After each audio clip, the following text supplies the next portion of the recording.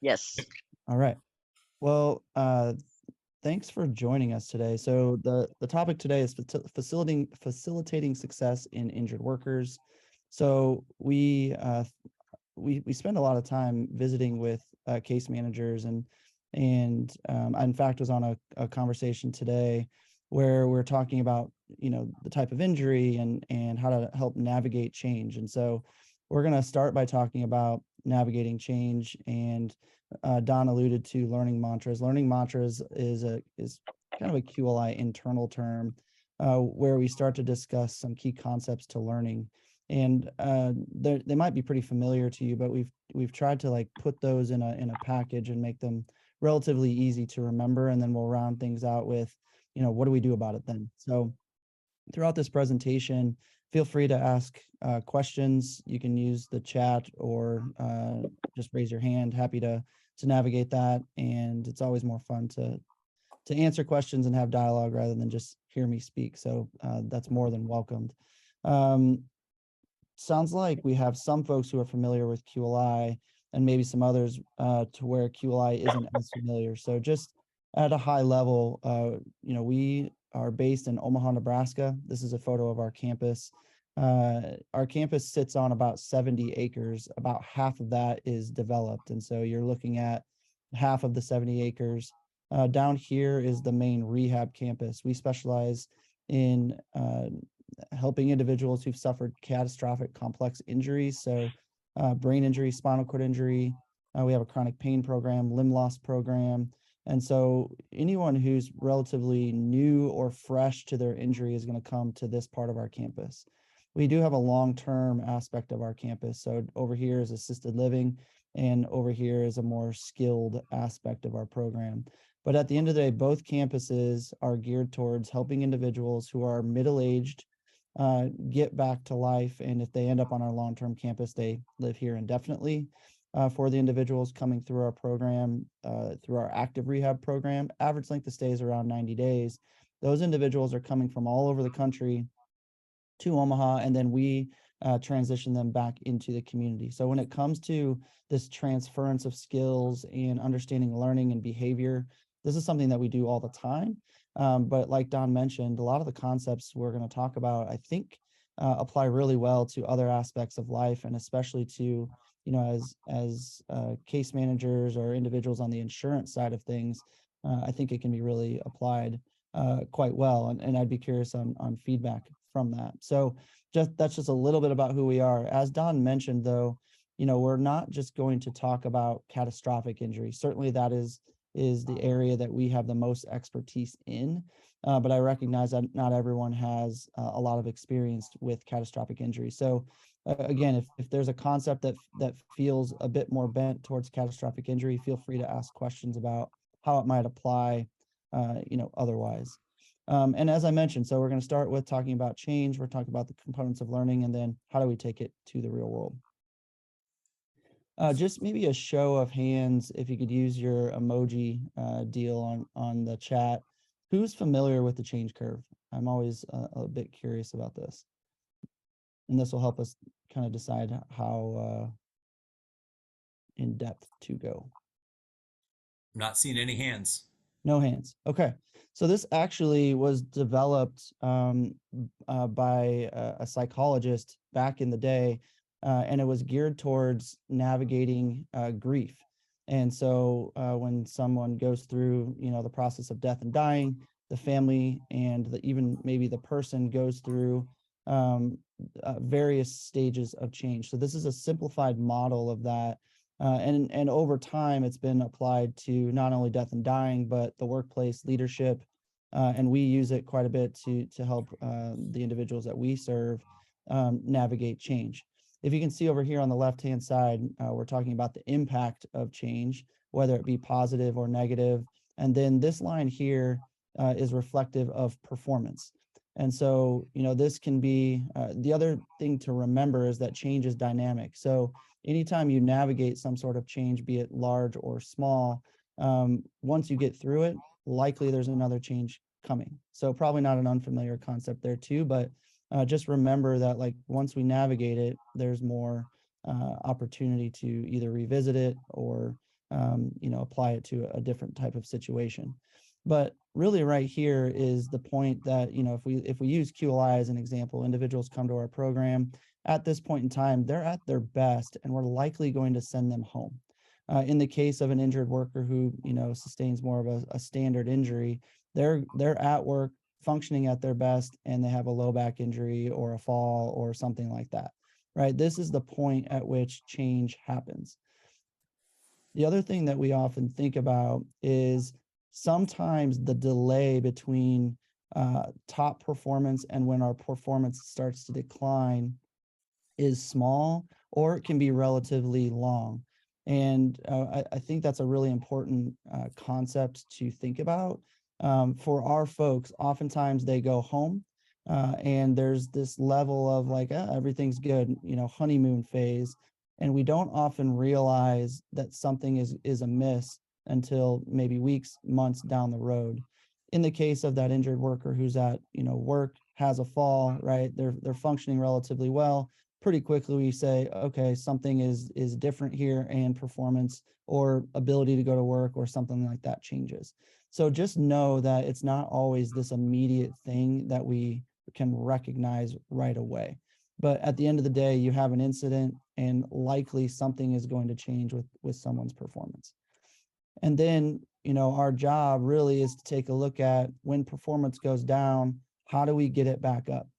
And first and foremost, we have to understand that when the change happens, there's some sort of delay, long or short, and then there's this dip. And our job as, case managers, as providers, is to make sure that we minimize this dip and get the person on the other side of the change as quickly as possible, right? So in that first photo, this was the dip.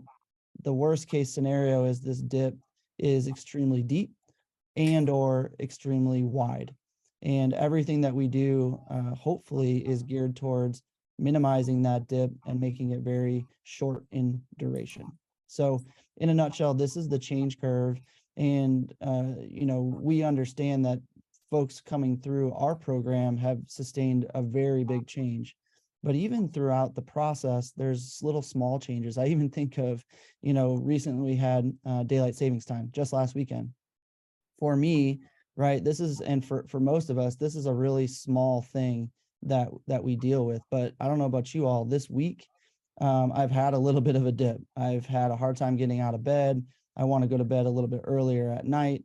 Thankfully, about a week or even a few days less than that, I'm back on the other end and kind of back in my routine. So that's a really small example of something that happens in our daily lives. For someone who goes through something a bit more drastic, the challenges can be much different.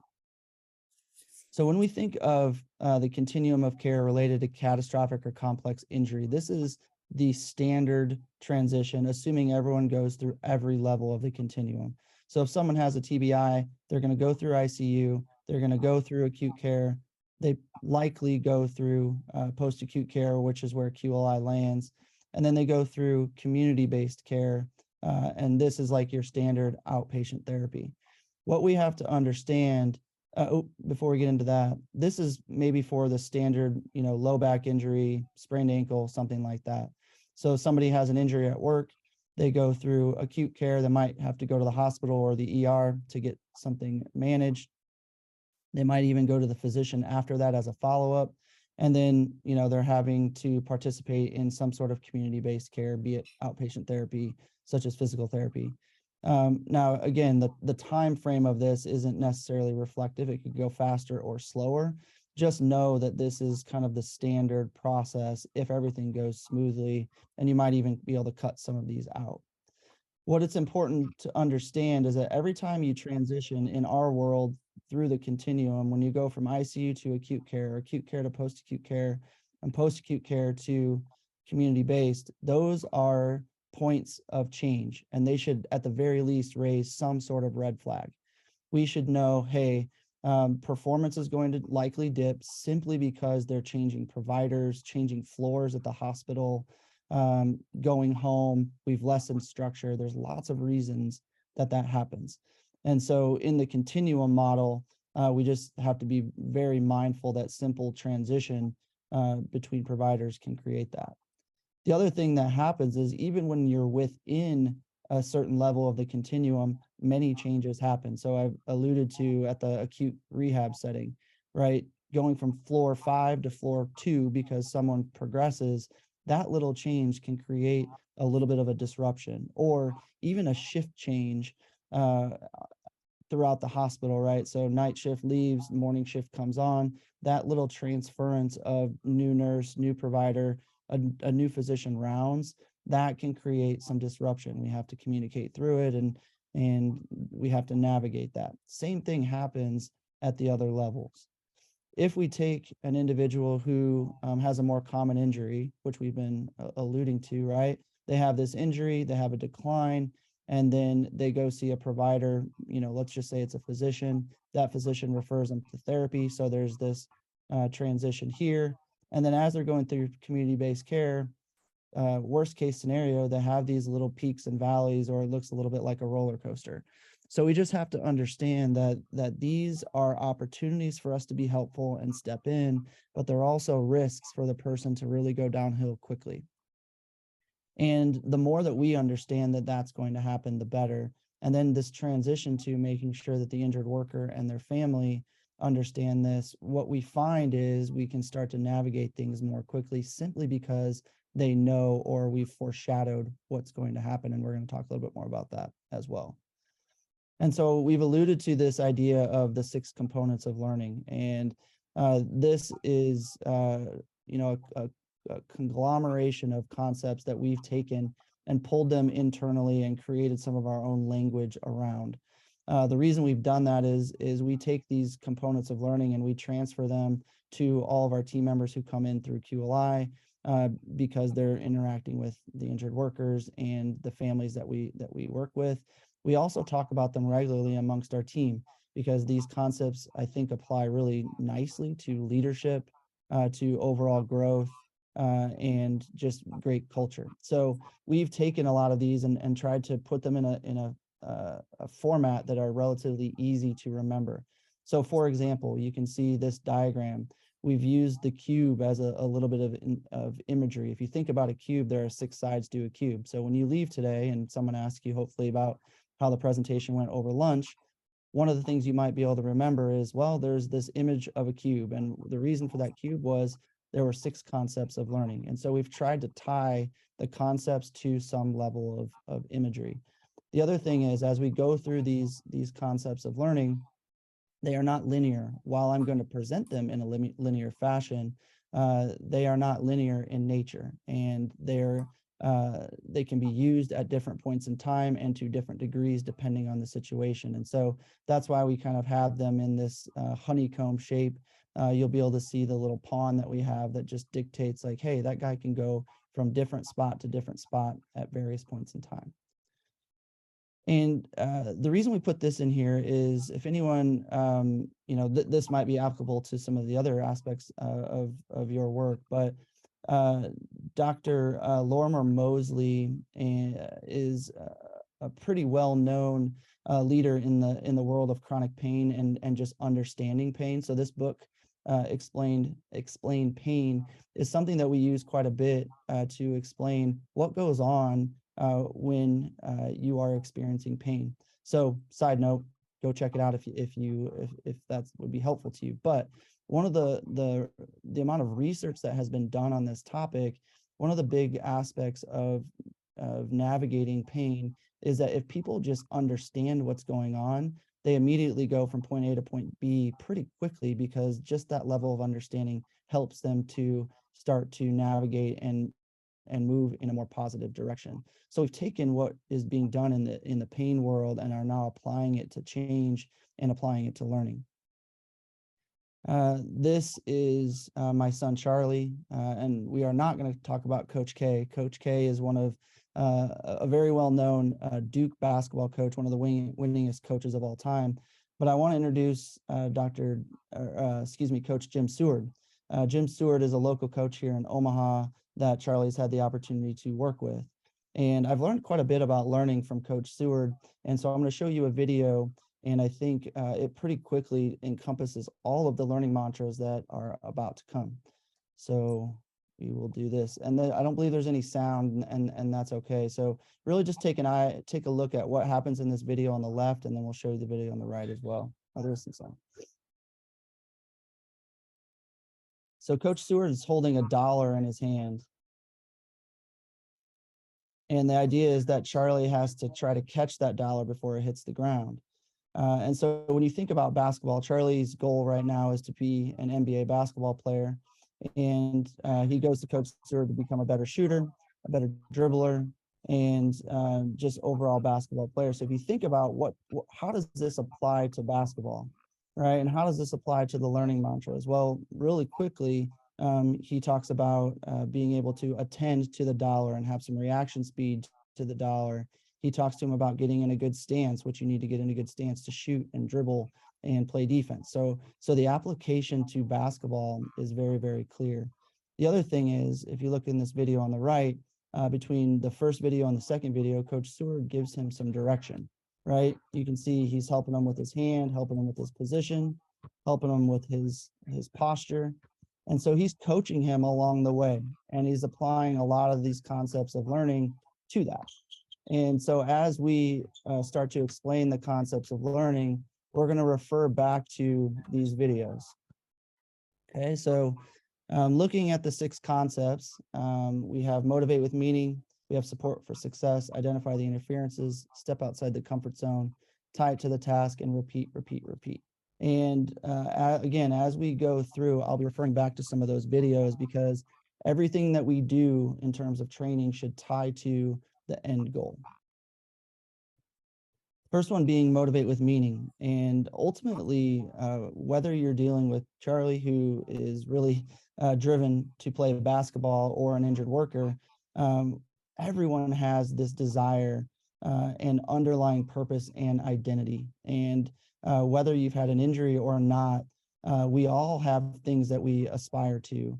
And when that is really, really clear, navigating change and going through training and education and that sort of thing becomes very, very easy.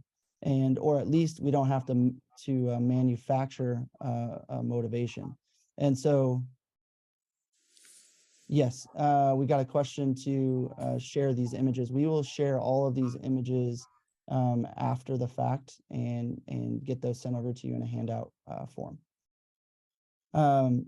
So what's important to understand is, if I went and polled the audience here, likely you would all give me something that defines you and gives you purpose within your day. And what we find is that they tend to be around 3 different things. They tend to be around our health. So for me, I prefer to be in good health and good fitness, and so I go to the gym every day, right? Some of us might have weight loss goals or fitness goals that fall into this category.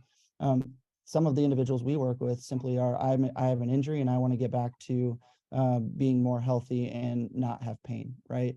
And so that is one category that we look for. The other one here is security. Security can be financial security.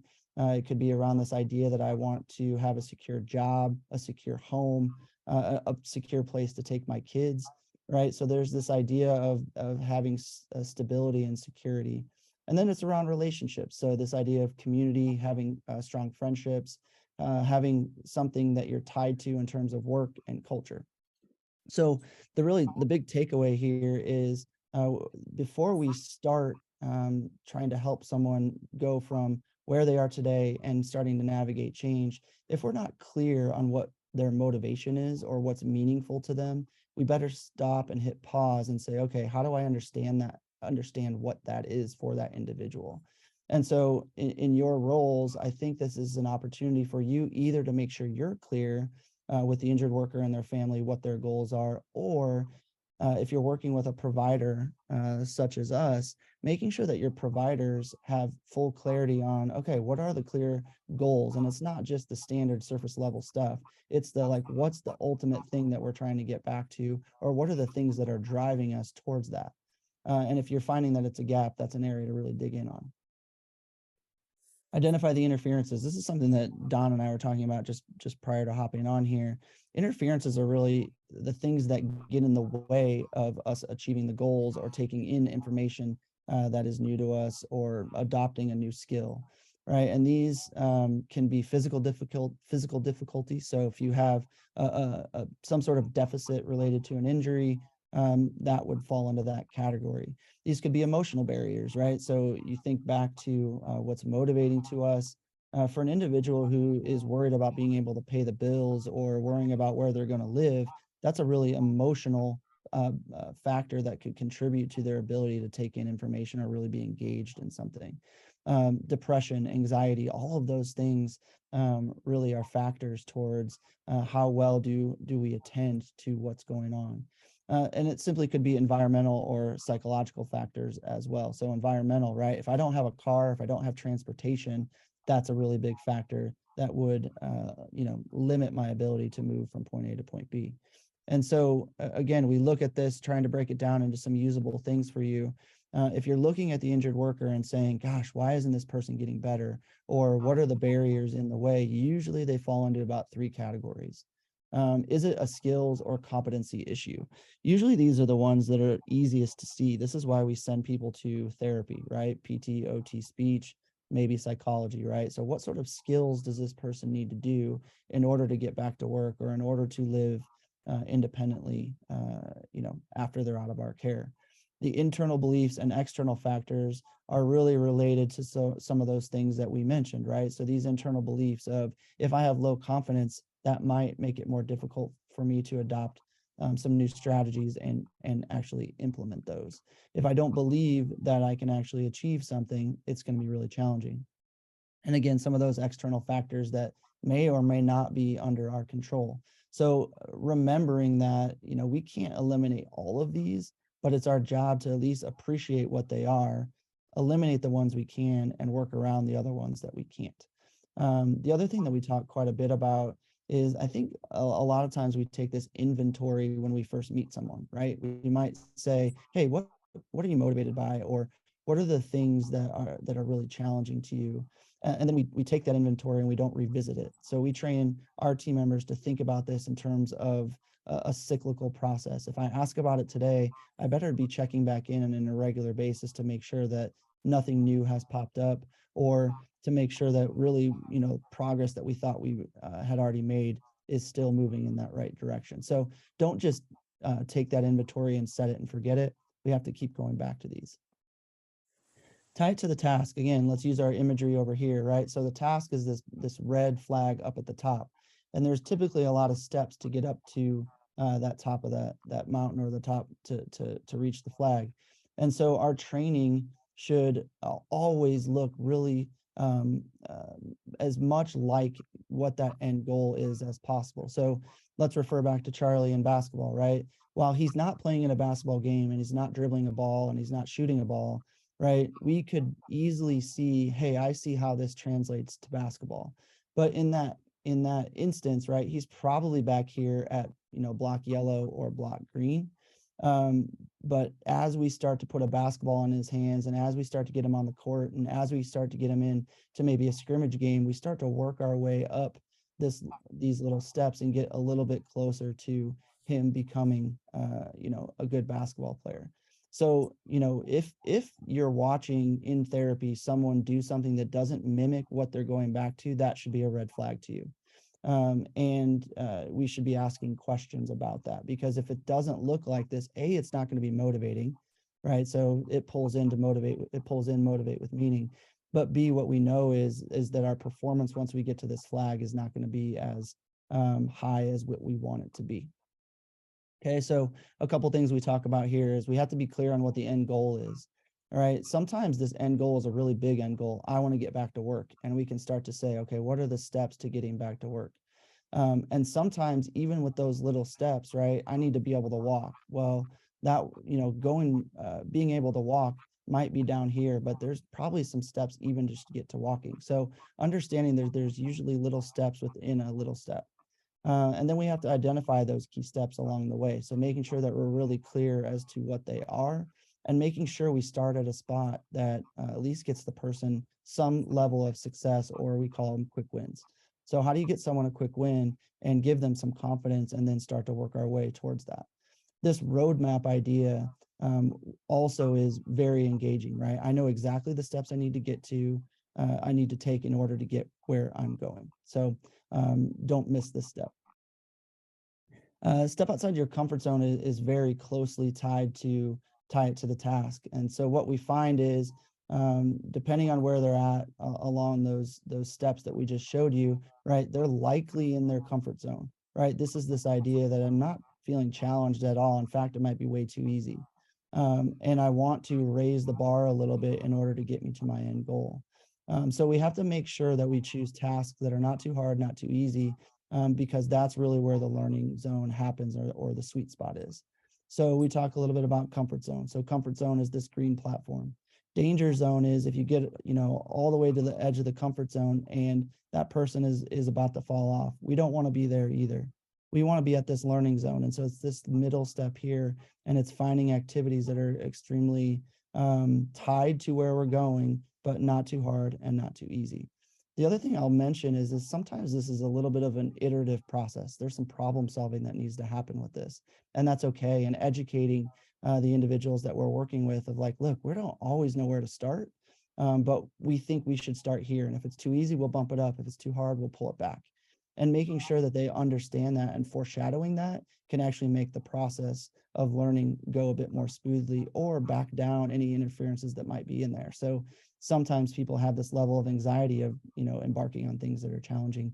We can immediately decrease some of those by doing that. Support for success, right? So support for success is just the idea that some level of coaching and training is needed. And that's the easy situation that we often think about. It's, if I want to get better at basketball, I go to a trainer. If I want to get in better fitness, I go to a trainer. If I want to learn a specific skill, I go to someone who has done that skill. This is the idea that we offer up external support to help someone navigate the challenges in the learning process. But in fact, there's lots of internal strategies. So many of us, are trying to teach ourselves a certain skill, or even if we're showing up to work and we want to try to be more patient or be a better leader, right? There's internal strategies that we have the ability to do and implement. And this is the idea that I go through. I might even do this after this presentation today. I'm going to reflect back on the presentation. I'm going to think about how it went. I'm going to, consider the things that I think went well and that I liked, and I'm going to consider the things that maybe I'd like to change next time. Right? That's an internal strategy that I have the ability to do. And then it's just understanding what's the right amount of support if we're giving external, and then how do I implement some of those internal strategies at the right time, or for the right amount. So those are how all three of these play together. And for another presentation, one thing to remember is when there's some sort of injury, or when there's some sort of deep interferences present, internal strategies are highly affected. So someone's ability to navigate that without external support is diminished. And so we have to understand that. And when that's the case, we usually have to bump up external support. And we're going to talk about that a little bit more. But that's a really key factor to consider as we're going through and trying to check the box of support for success. And then repetition. There's no question that repetition is helpful in adopting new skills and the learning process. The amount of repetition, depending on where you go, there's quite a bit of information and it's conflicting. But our point is we have to provide opportunities for these individuals to practice the skills that we are trying to help them adopt. We have to create an environment where they're quality repetitions, and we call them functional repetitions. But this is the idea that it's not just in a skilled standard four-wall setting. We have to be out in the real world applying a lot of these skills. And so when we look at this, there's this level of creativity. How do we be creative and find ways for these individuals to train? How do we schedule them throughout the week so that there's this level of accountability and responsibility that we create? But then how do we find other opportunities to practice that don't take extra time? That last bullet point is one of the most important ones. When I think about things in my own life, right? If I'm trying to change habits or adopt a new skill, I'm already busy with parenting, and I'm already busy with work, and I'm already busy with maybe some things on my free time list that I want to do. When I'm trying to add in a new thing, I have to figure out where that fits. And the more convenient it is, the more likely I am to adopt that. So as providers, we're always looking for ways to say, okay, you're already doing this. Let's just plug this in here and figure out how you can implement that. And it won't take you actually that much extra time, if extra time at all. So when we get to that point in time, right, we try to put all of these things together. So we're going to get into more of the change curve, but before I do that, any questions, comments? Don, did I miss anything along the way that we had kind of prepped ahead of time? I think we're good. Okay. All right. So when we're thinking about learning and the mantras that we've just mentioned, we're going to dig here into the change curve. And so I referenced it being applied to death and dying. In our case, we look at it really in 4 stages. So you can see here on the graph, we got our pros or a positive and negative impact. We have the familiar change curve now. But there's really 4 stages, and these stages are not necessarily something that the duration is not fixed. And so people can move through these stages relatively quickly. They don't usually skip them, but depending on the nature of the change, we might move through more quickly than if something is really significant. So really, we got stage 1 here. So this person's at status quo. This is the section right here, right? Once the change happens, there's this level of shock or denial. Again, shock is not meant to mean like, oh my gosh, 10 out of 10. In the case of our daylight savings time, the shock is very small, but the point is it's a little bit of a disruption.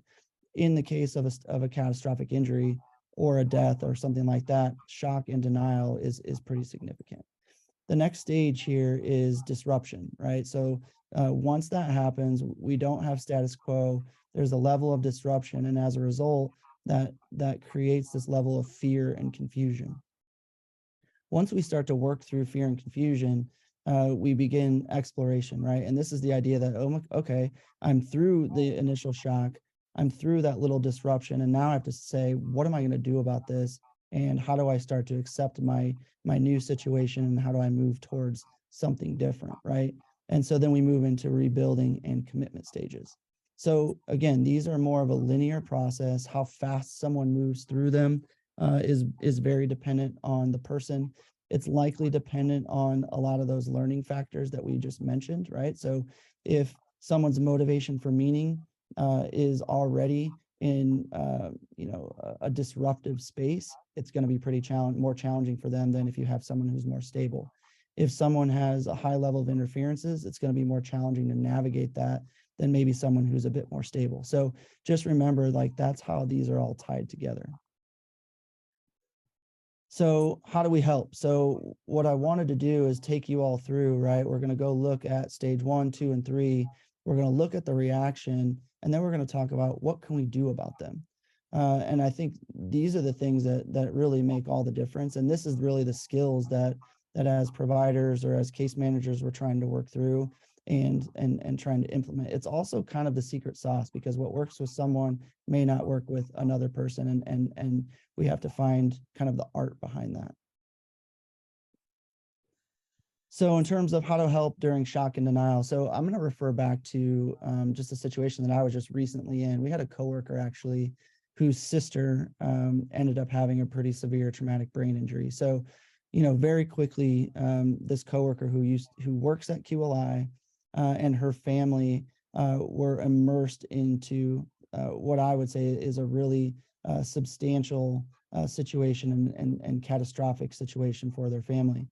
And so as a result, I was somehow thrust into, okay, consultant, how do I help these individuals work through this process? So it was a nice reminder okay, what do we do at each stage?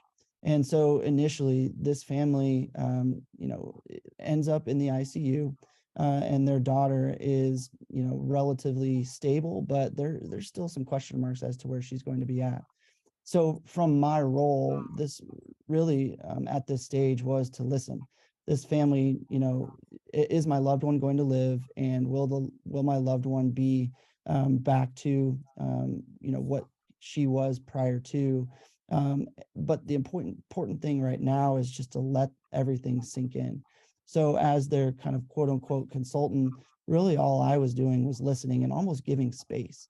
What I recognize is there's a lot of assistance from their friend and family network up front, and they're getting bombarded with, care letters and flowers and food and all sorts of things.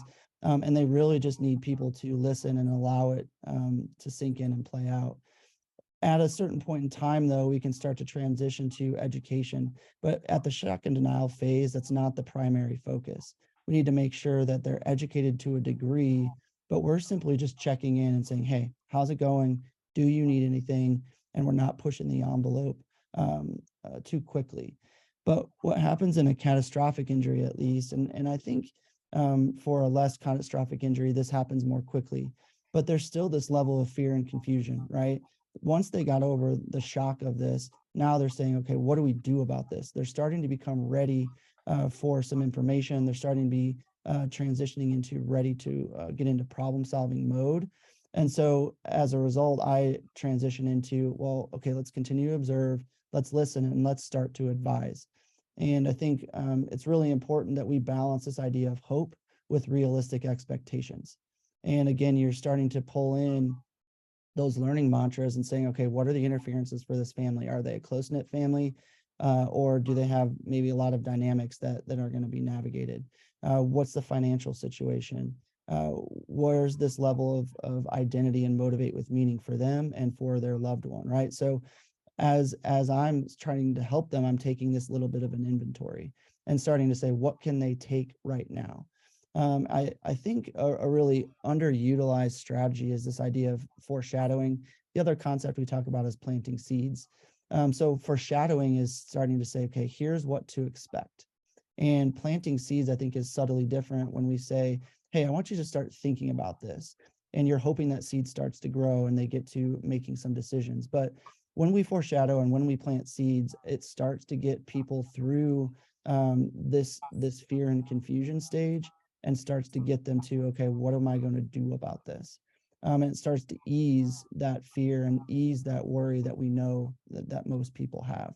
So I think this is a really good strategy that can be used at really any stage, but this is really where it starts to pop up and can be really useful because they're ready to hear it. I see some of our team members try to start foreshadowing at the shock and denial stage. And the reality is those individuals just aren't quite ready for that. So there's definitely a timing factor to this. And then I think this idea of reinforcing that accepting help is okay. I think we have a lot of individuals who are independent and accepting help is either foreign to them or they just feel uncomfortable about it. But I think as providers and as care teams, it's important to say, look, now is the time to accept help and making sure that they understand that it's an okay thing and it's actually a sign of strength rather than weakness.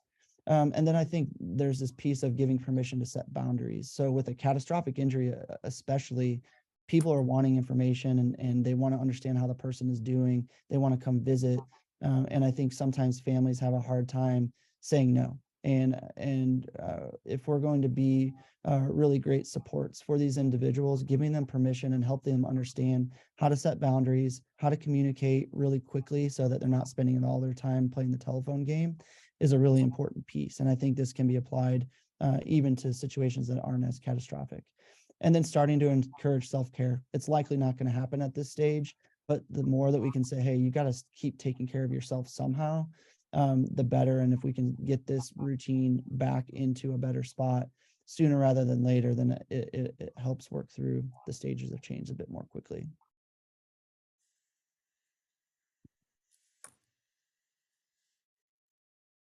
In terms of accepting and taking action, right? So once they've started to move towards um, the acceptance phase, right? They're again more open to guidance and support.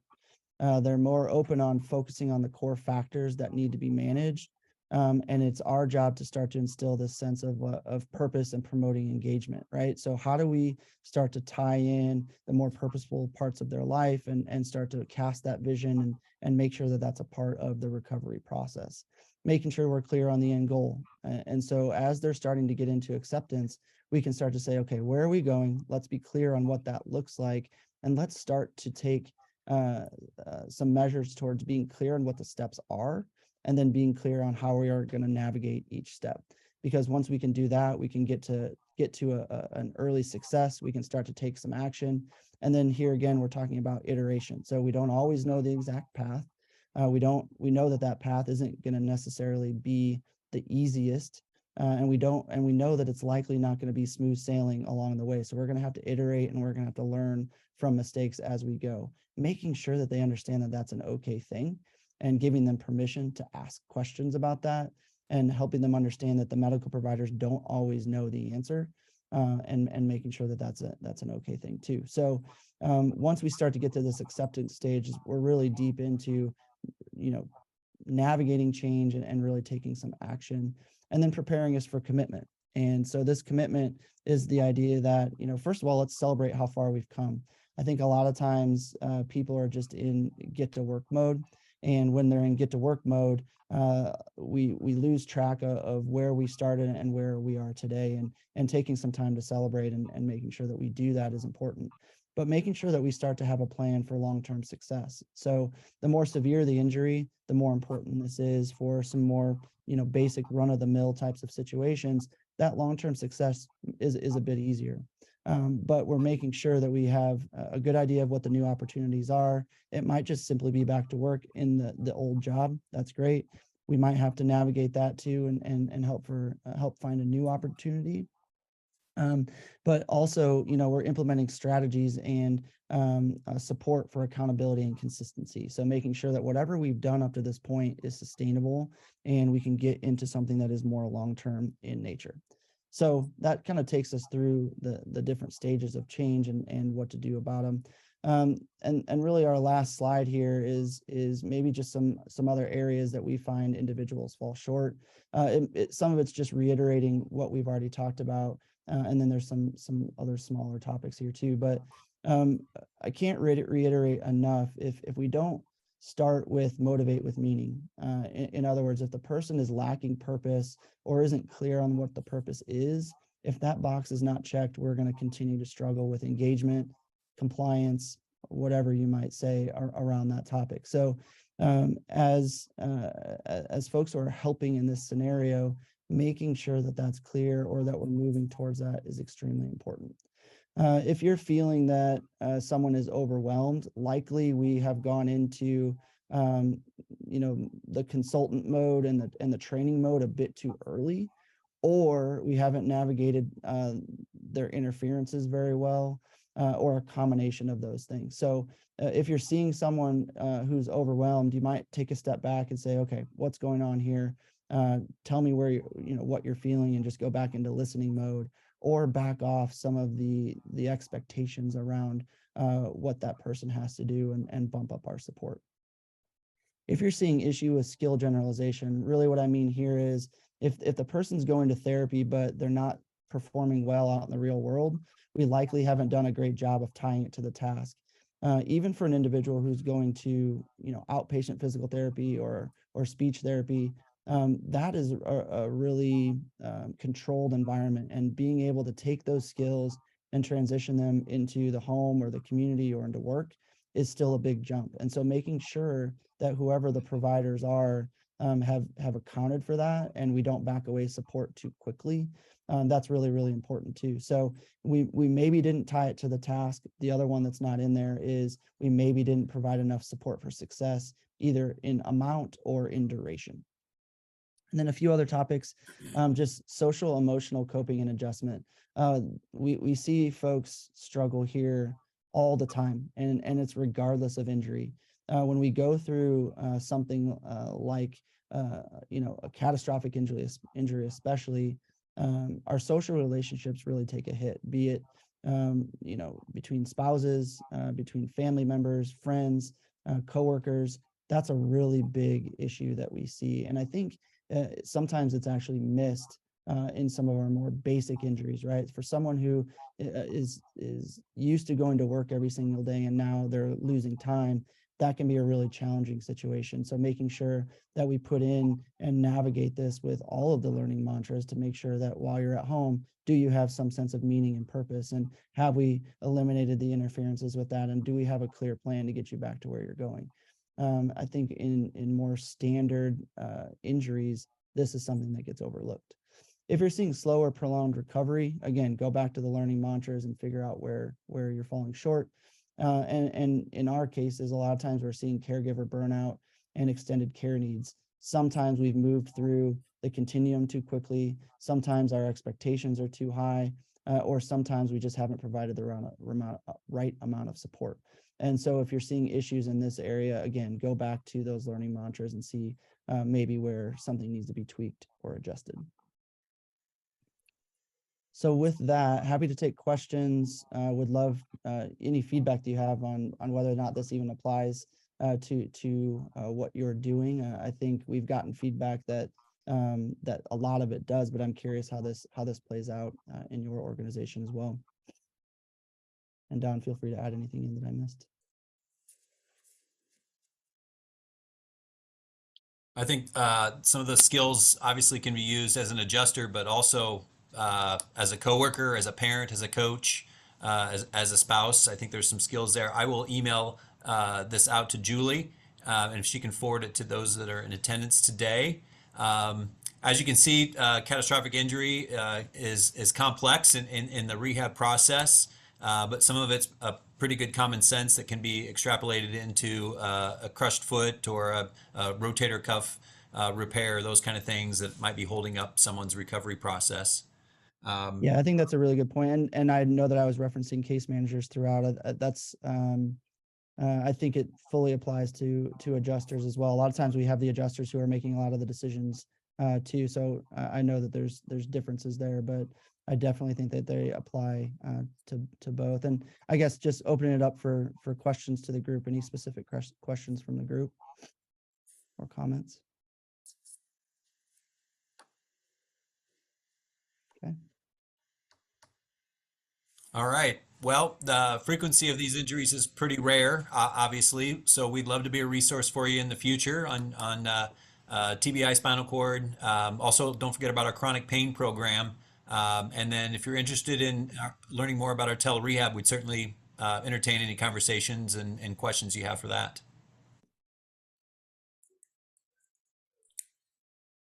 All right.